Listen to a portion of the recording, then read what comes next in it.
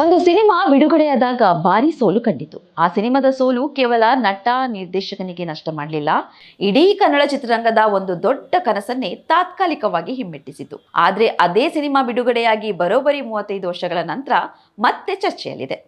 ಅಭಿಮಾನಿಗಳು ಸೋಷಿಯಲ್ ಮೀಡಿಯಾದಲ್ಲಿ ಅಭಿಯಾನ ಮಾಡುತ್ತಿದ್ದಾರೆ. ಶಾಂತಿ ಕ್ರಾಂತಿ ಮತ್ತೆ ಥಿಯೇಟರ್ಗೆ ಬರಬೇಕು, ಈ ಬಾರಿ ನಾವು ಸಿನಿಮಾವನ್ನು ಗೆಲ್ಲಿಸುತ್ತೇವೆ ಎಂಬ ಕೂಗು ಜೋರಾಗಿದೆ. ಹೌದು, ನಾವು ಮಾತನಾಡ್ತಿರೋದು ಕ್ರೇಜಿ ಸ್ಟಾರ್ ರವಿಚಂದ್ರನ್ ಅವರ ಮಹತ್ವಾಕಾಂಕ್ಷೆಯ ಸಿನಿಮಾ. ಇಂದು ಪ್ಯಾನ್ ಇಂಡಿಯಾ ಸಿನಿಮಾ ಅನ್ನೋದು ಬಹಳ ಸಾಮಾನ್ಯವಾದ ಪದ. ಆದರೆ ಸುಮಾರು 3 ದಶಕಗಳ ಹಿಂದೆ ಒಬ್ಬ ಕನ್ನಡದ ಕನಸುಗಾರ ಒಂದೇ ಕಥೆಯನ್ನು 4 ಭಾಷೆಗಳಲ್ಲಿ ಬೇರೆ ಬೇರೆ ಸ್ಟಾರ್ಗಳನ್ನು ಹಾಕಿಕೊಂಡು ನಿರ್ಮಿಸುವ ಸಾಹಸ ಮಾಡಿದ್ರು. ಕನ್ನಡದಲ್ಲಿ ರವಿಚಂದ್ರನ್, ತೆಲುಗಿನಲ್ಲಿ ನಾಗಾರ್ಜುನ, ತಮಿಳು ಮತ್ತು ಹಿಂದಿಯಲ್ಲಿ ರಜನಿಕಾಂತ್. ಇಂತಹ ದೊಡ್ಡ ಪ್ರಯೋಗ ಮಾಡಿದ ಸಿನಿಮಾ ಯಾಕೆ ಸೋತಿತ್ತು? ಈ ಸೋಲು ರವಿಚಂದ್ರನ್ ಅವರ ಬದುಕನ್ನೇ ಹೇಗೆ ಬದಲಿಸಿತು?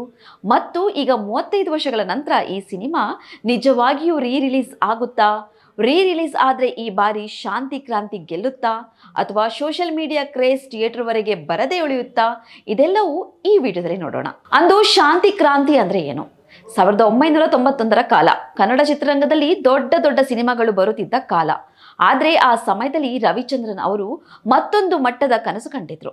ಇಂದು ನಾವು ಪ್ಯಾನ್ ಇಂಡಿಯಾ ಸಿನಿಮಾ ಅಂತ ಹೇಳ್ತೇವೆ, ಆದರೆ ಶಾಂತಿ ಕ್ರಾಂತಿಯನ್ನು ನೋಡಿದ್ರೆ ಆ ಪರಿಕಲ್ಪನೆಯನ್ನು ಸುಮಾರು 30 ವರ್ಷಗಳ ಹಿಂದೆಯೇ ರವಿಚಂದ್ರನ್ ಪ್ರಯತ್ನಿಸಿದ್ರು. ಮುಖ್ಯವಾಗಿ ಇದು ಕೇವಲ ಕನ್ನಡ ಸಿನಿಮಾವನ್ನು ಬೇರೆ ಬೇರೆ ಭಾಷೆಗೆ ಡಬ್ ಮಾಡಿದ ಸಿನಿಮಾ ಅಲ್ಲ. ಬೇರೆ ಬೇರೆ ಭಾಷೆಗಳಿಗೆ ಪ್ರತ್ಯೇಕವಾಗಿ ಕಲಾವಿದರನ್ನು ಆಯ್ಕೆ ಮಾಡಿಕೊಂಡು ಸಿನಿಮಾ ನಿರ್ಮಿಸಲಾಗಿತ್ತು. ಕನ್ನಡದಲ್ಲಿ ರವಿಚಂದ್ರನ್, ತೆಲುಗಿನಲ್ಲಿ ನಾಗಾರ್ಜುನ, ತಮಿಳು ಮತ್ತು ಹಿಂದಿ ಆವೃತ್ತಿಯಲ್ಲಿ ರಜನಿಕಾಂತ್. ಅಂದಿನ ಕಾಲಕ್ಕೆ ಇದು ಸಾಮಾನ್ಯ ಪ್ರಯೋಗವೇ ಆಗಿರಲಿಲ್ಲ. ಅದರಲ್ಲೂ ರಜನಿಕಾಂತ್ ಮತ್ತು ನಾಗಾರ್ಜುನ ಅವರಂತಹ ಸ್ಟಾರ್ಗಳನ್ನು ಒಂದೇ ಪ್ರಾಜೆಕ್ಟ್ಗೆ ತರುವುದು ದೊಡ್ಡ ವಿಚಾರ. ದೊಡ್ಡ ಪ್ರಮಾಣದ ನಿರ್ಮಾಣ, ಹಂಸಲೇಖ ಅವರ ಸಂಗೀತ, ಹಾಡುಗಳು, ಬ್ಯಾಕ್ಗ್ರೌಂಡ್ ಸ್ಕೋರ್ ಎಲ್ಲವೂ ಸೇರಿ ಶಾಂತಿ ಕ್ರಾಂತಿಯನ್ನು ಆ ಕಾಲದ ಕನ್ನಡ ಚಿತ್ರರಂಗದ ಅತ್ಯಂತ ಮಹತ್ವಾಕಾಂಕ್ಷೆಯ ಸಿನಿಮಾಗಳಲ್ಲಿ ಒಂದನ್ನಾಗಿ ಮಾಡಿತ್ತು. ಹೀಗಾಗಿ ಶಾಂತಿ ಕ್ರಾಂತಿ ಕೇವಲ ಒಂದು ಸಿನಿಮಾ ಆಗಿರಲಿಲ್ಲ, ಅದು ರವಿಚಂದ್ರನ್ ಅವರ ಕನಸು, ಅವರ ಮಹತ್ವಾಕಾಂಕ್ಷೆ, ಅವರ ಡ್ರೀಮ್ ಮರ್ಚೆಂಟ್ ಇಮೇಜ್ನ ಮತ್ತೊಂದು ದೊಡ್ಡ ಹೆಜ್ಜೆ. ಆದ್ರೆ ಇಷ್ಟೆಲ್ಲ ಇದ್ರೂ ಸಿನಿಮಾ ಯಾಕೆ ಸೋತಿತ್ತು? ಇಲ್ಲೇ ಬರುತ್ತದೆ ದೊಡ್ಡ ಪ್ರಶ್ನೆ. ಸ್ಟಾರ್ಗಳು ಇದ್ರು, ಬೃಹತ್ ಬಜೆಟ್ ಇತ್ತು, ಅದ್ದೂರಿ ಸೆಟ್ಗಳಿತ್ತು, ಹಂಸಲೇಖ ಅವರ ಸಂಗೀತ ಇತ್ತು, ತಾಂತ್ರಿಕವಾಗಿ ದೊಡ್ಡ ಪ್ರಯತ್ನವಾಗಿತ್ತು. ಆದ್ರೂ ಬಾಕ್ಸ್ ಆಫೀಸ್ನಲ್ಲಿ ಶಾಂತಿ ಕ್ರಾಂತಿ ನಿರೀಕ್ಷಿತ ಯಶಸ್ಸು ಕಾಣಲಿಲ್ಲ. ಇದಕ್ಕೆ ಒಂದೇ ಕಾರಣ ಅಂತ ಹೇಳಲು ಸಾಧ್ಯವಿಲ್ಲ, ಹಲವು ಕಾರಣಗಳು ಸೇರಿಕೊಂಡವು. ಮೊದಲನೇದು ಬೃಹತ್ ಬಜೆಟ್. ಅಂದಿನ ಮಾರುಕಟ್ಟೆಗೆ ಹೋಲಿಸಿದ್ರೆ ಸಿನಿಮಾದ ಹೂಡಿಕೆ ಬಹಳ ದೊಡ್ಡದಾಗಿತ್ತು. ಒಂದು ಸಿನಿಮಾದಿಂದ ಅಷ್ಟು ದೊಡ್ಡ ಮೊತ್ತವನ್ನು ವಾಪಸ್ ಪಡೆಯಬೇಕಾದ್ರೆ ಅದಕ್ಕೆ ಅಷ್ಟೇ ದೊಡ್ಡ ಮಟ್ಟದ ಕಲೆಕ್ಷನ್ ಬೇಕಾಗುತ್ತದೆ. ಆದರೆ ಪ್ರೇಕ್ಷಕರ ಸಂಖ್ಯೆ ಮತ್ತು ಟಿಕೆಟ್ ದರ ಇವತ್ತಿನಂತಿರಲಿಲ್ಲ. ಹೀಗಾಗಿ ಸಿನಿಮಾ ಸೋತಾಗ ನಷ್ಟವು ದೊಡ್ಡದಾಯಿತು. 4 ಭಾಷೆಗಳ ಪ್ರಯೋಗವೇ ಹೊರೆಯಾಯ್ತಾ? ಇನ್ನೊಂದು ಪ್ರಮುಖ ಅಂಶ, 4 ಭಾಷೆಗಳಲ್ಲಿ ಸಿನಿಮಾ ನಿರ್ಮಿಸಿರುವುದು. ಕೇಳಲು ಅದ್ಭುತ, ಆದರೆ ಪ್ರಾಯೋಗಿಕವಾಗಿ ಅದು ಬಹಳ ಕಷ್ಟದ ಕೆಲಸ. ಬೇರೆ ಬೇರೆ ಭಾಷೆಗಳ ಕಲಾವಿದರು, ಬೇರೆ ಬೇರೆ ಶೂಟಿಂಗ್ ಶೆಡ್ಯೂಲ್ಗಳು, ಬೇರೆ ಬೇರೆ ಮಾರುಕಟ್ಟೆಗಳು, ದೊಡ್ಡ ಪ್ರಮಾಣದ ನಿರ್ಮಾಣ, ಇವೆಲ್ಲವೂ ಸಮಯ ಮತ್ತು ಹಣ ಎರಡನ್ನೂ ತೆಗೆದುಕೊಂಡ್ವು. ಸಿನಿಮಾ ನಿರ್ಮಾಣಕ್ಕೆ ಹೆಚ್ಚು ಸಮಯ ಬೇಕಾಯಿತು. ಇದರ ನಡುವೆ ಪ್ರೇಕ್ಷಕರ ನಿರೀಕ್ಷೆಗಳು ಬದಲಾಗುವ ಸಾಧ್ಯತೆಯೂ ಇತ್ತು. ಇಂದು ಒಂದು ಸಿನಿಮಾ 2 ವರ್ಷ ತಡವಾದ್ರೆ ಸುದ್ದಿ ಆಗುತ್ತದೆ. ಆದರೆ ಅಂದಿನ ಕಾಲದಲ್ಲಿ ಇಂತಹ ಬೃಹತ್ ಪ್ರಾಜೆಕ್ಟ್ಗಳು ಹಲವು ಕಾರಣಗಳಿಂದ ವಿಳಂಬವಾಗುತ್ತಿರುವುದು ದೊಡ್ಡ ಸವಾಲಾಗಿತ್ತು. ಕತೆ ಮತ್ತು ನಿರೂಪಣೆ ಇನ್ನೊಂದು ಪ್ರಮುಖ ಕಾರಣ. ಶಾಂತಿ ಕ್ರಾಂತಿ ತಾಂತ್ರಿಕವಾಗಿ ಅದ್ದೂರಿಯಾಗಿದ್ರು ಅದು ಎಲ್ಲಾ ಪ್ರೇಕ್ಷಕರಿಗೂ ಭಾವನಾತ್ಮಕವಾಗಿ ಕನೆಕ್ಟ್ ಆಗಿರಲಿಲ್ಲ ಎಂಬ ಅಭಿಪ್ರಾಯವೂ ಇದೆ. ಒಂದು ಸಿನಿಮಾ ದೊಡ್ಡದಾಗಿರಬಹುದು, ಅದರ ಸೆಟ್ಗಳು ಅದ್ಭುತವಾಗಿರಬಹುದು, ಸ್ಟಾರ್ಗಳು ದೊಡ್ಡದಾಗಿರಬಹುದು, ಆದರೆ ಕೊನೆಗೆ ಪ್ರೇಕ್ಷಕರನ್ನು ಥಿಯೇಟರ್ನಲ್ಲಿ ಹಿಡಿದಿಟ್ಟುಕೊಳ್ಳುವುದು ಕತೆ, ಪಾತ್ರಗಳು, ಭಾವನೆ ಮತ್ತು ಮನರಂಜನೆ. ಇಲ್ಲಿ ಸಿನಿಮಾ ನಿರೀಕ್ಷಿತ ಮಟ್ಟದ ಕನೆಕ್ಷನ್ ಸಾಧಿಸಲು ಸಾಧ್ಯವಾಗಲಿಲ್ಲ ಎನ್ನಲಾಗುತ್ತದೆ. ದೊಡ್ಡ ಸ್ಟಾರ್ಗಳು, ದೊಡ್ಡ ನಿರೀಕ್ಷೆ, ಇದರ ಜೊತೆಗೆ ಸಿನಿಮಾದ ಮೇಲಿದ್ದ ನಿರೀಕ್ಷೆಯು ದೊಡ್ಡ ಸಮಸ್ಯೆ ಆಗಿರಬಹುದು. ಒಂದು ಕಡೆ ರವಿಚಂದ್ರನ್, ಮತ್ತೊಂದು ಕಡೆ ನಾಗಾರ್ಜುನ, ಇನ್ನೊಂದು ಕಡೆ ರಜನಿಕಾಂತ್. ಅಂದಿನ ಕಾಲಕ್ಕೆ ಇದು ಭಾರಿ ಕಾಂಬಿನೇಷನ್. ಹೀಗಾಗಿ ಸಹಜವಾಗಿಯೇ ಜನರ ನಿರೀಕ್ಷೆ ಗಗನಕ್ಕೇರಿತ್ತು.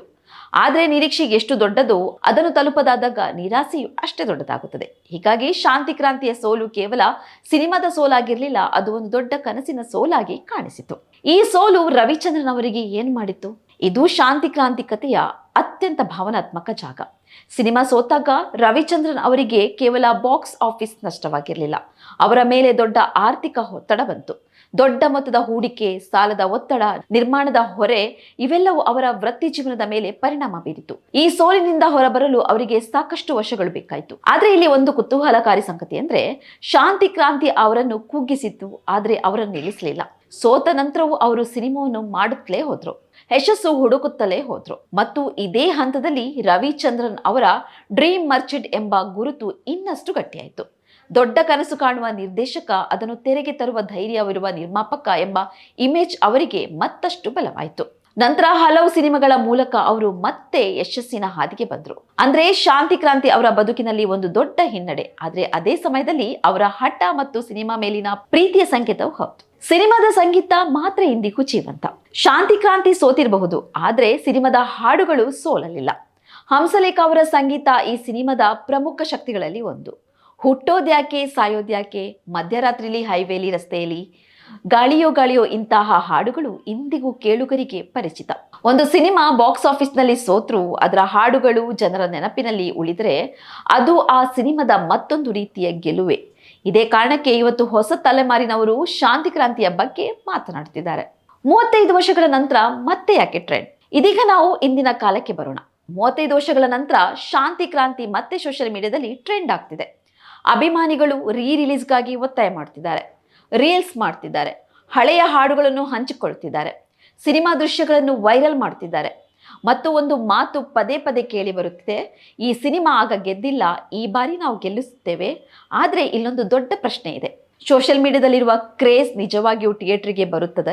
ಇದು ಬಹಳ ಮುಖ್ಯವಾದ ವಿಚಾರ. ಒಂದು ಸಿನಿಮಾದ ರಿಲೀಸ್ಗೆ ಸೋಷಿಯಲ್ ಮೀಡಿಯಾದಲ್ಲಿ ಲಕ್ಷಾಂತರ ಲೈಕ್ಸ್ ಬರಬಹುದು, ರೀಲ್ಸ್ಗೆ ಲಕ್ಷಾಂತರ ವೀಕ್ಷಣೆ ಬರಬಹುದು, ಅಭಿಮಾನಿಗಳು ಥಿಯೇಟರ್ ಮುಂದೆ ಸಂಭ್ರಮಿಸುವ ವಿಡಿಯೋಗಳು ವೈರಲ್ ಆಗಬಹುದು.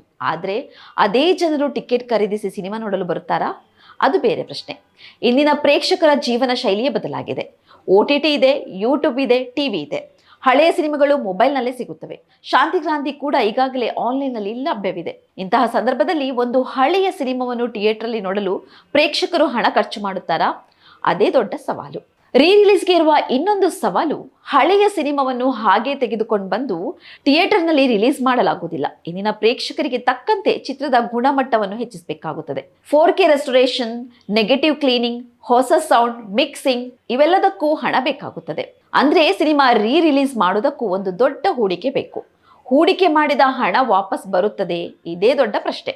ಕನ್ನಡದಲ್ಲಿ ರಿಲೀಸ್ ಆದ ಹಲವು ಹಳೆಯ ಸಿನಿಮಾಗಳು ಅಭಿಮಾನಿಗಳ ಸಂಭ್ರಮ ಪಡೆದ್ರು ಬಾಕ್ಸ್ ಆಫೀಸ್ನಲ್ಲಿ ದೊಡ್ಡ ಮಟ್ಟದ ಯಶಸ್ಸು ಕಾಣದ ಉದಾಹರಣೆಗಳಿವೆ. ಹೀಗಾಗಿ ಸೋಷಿಯಲ್ ಮೀಡಿಯಾ ಟ್ರೆಂಡ್ ಮಾತ್ರ ನೋಡಿ ರಿಲೀಸ್ ನಿರ್ಧಾರ ಮಾಡುವುದು ಅಪಾಯದ ಕೆಲಸ. ಆದ್ರೆ ಈಗ ರವಿಚಂದ್ರನ್ ಕುಟುಂಬದಿಂದ ಸಿಕ್ತಿದೆ ಗುಡ್ ನ್ಯೂಸ್. ಇಲ್ಲೇ ಈಗ ಕತೆಗೆ ಹೊಸ ತಿರುವು ಸಿಕ್ಕಿದೆ. ಶಾಂತಿ ಕ್ರಾಂತಿ ರಿಲೀಸ್ ಆಗಬೇಕು ಎಂಬ ಅಭಿಮಾನಿಗಳ ಬೇಡಿಕೆ ಬಗ್ಗೆ ಮಾತನಾಡಿರುವ ರವಿಚಂದ್ರನ್ ಅವರ ಕಿರಿಯ ಪುತ್ರ ನಟ ವಿಕ್ರಮ್ ರವಿಚಂದ್ರನ್ ಒಂದು ಪ್ರಮುಖ ಮಾಹಿತಿ ನೀಡಿದ್ದಾರೆ. ಅವರ ಮಾಹಿತಿ ಪ್ರಕಾರ ಅಭಿಮಾನಿಗಳು ರಿಲೀಸ್ಗಾಗಿ ನಿರಂತರವಾಗಿ ಒತ್ತಾಯ ಮಾಡುತ್ತಿದ್ದಾರೆ.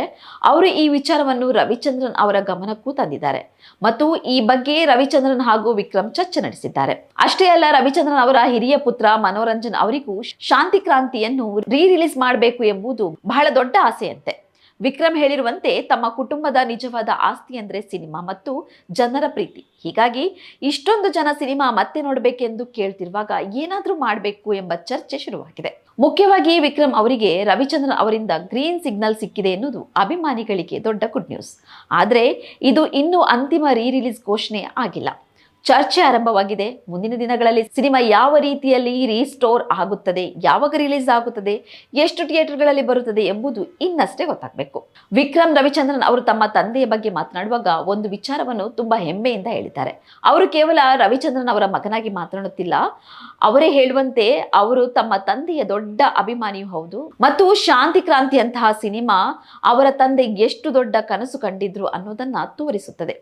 ಕ್ಲೈಮ್ಯಾಕ್ಸ್ಗಾಗಿ ಮಾಡಿದ್ದ ಶೂಟಿಂಗ್, ಅದ್ದೂರಿ ಸೆಟ್ಗಳು, ದೊಡ್ಡ ಸ್ಟಾರ್ಗಳ ಭಾಗವಹಿಸುವಿಕೆ, ಬೃಹತ್ ಬಜೆಟ್ ಇವೆಲ್ಲವೂ ಸೇರಿ ಇದು ಕೇವಲ ಒಂದು ಸಿನಿಮಾ ಅಲ್ಲ, ಒಂದು ಕಾಲದ ಕನ್ನಡ ಚಿತ್ರರಂಗದ ಮಹತ್ವಾಕಾಂಕ್ಷೆಯ ದಾಖಲೆ. ಈಗ ಶಾಂತಿ ಕ್ರಾಂತಿಗೆ ಮತ್ತೊಂದು ಅವಕಾಶ ಸಿಗುತ್ತಾ? ಹಾಗಾದ್ರೆ 35 ವರ್ಷಗಳ ಹಿಂದೆ ಸೋತ ಶಾಂತಿ ಕ್ರಾಂತಿ ಇಂದು ಮತ್ತೆ ಗೆಲ್ಲಬಹುದಾ? ಉತ್ತರ ಈಗಲೇ ಹೇಳಲು ಸಾಧ್ಯವಿಲ್ಲ.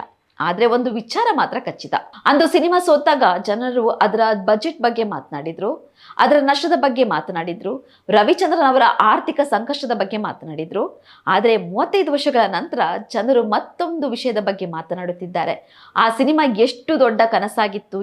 ಇದು ಬಹುಶಃ ಶಾಂತಿ ಕ್ರಾಂತಿಯ ನಿಜವಾದ ಗೆಲುವು. ಯಾಕಂದ್ರೆ ಬಾಕ್ಸ್ ಆಫೀಸ್ ನಲ್ಲಿ ಸೋತ ಸಿನಿಮಾ ಮರೆತು ಹೋಗಬಹುದು, ಆದ್ರೆ ಕಾಲಕ್ಕಿಂತ ಮುಂದೆ ಹೋಗಿ ಕನಸು ಕಂಡ ಸಿನಿಮಾ ಒಂದು ದಿನ ಮತ್ತೆ ಜನರ ನೆನಪಿಗೆ ಬರುತ್ತದೆ.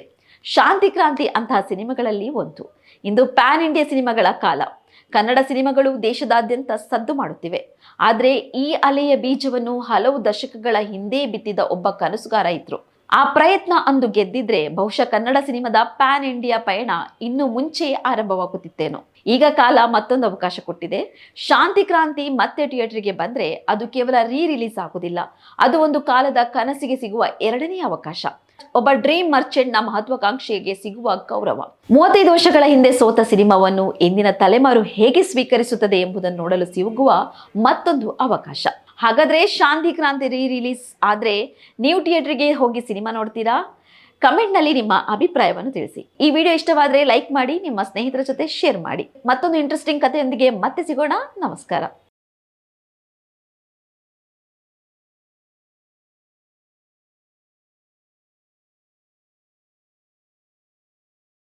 ಸುದ್ದಿ ಅಪ್ಡೇಟ್‌ಗೆ ಈಗಲೇ the federal Karnataka YouTube page ಅನ್ನು ಸಬ್ಸ್ಕ್ರೈಬ್ ಮಾಡಿ.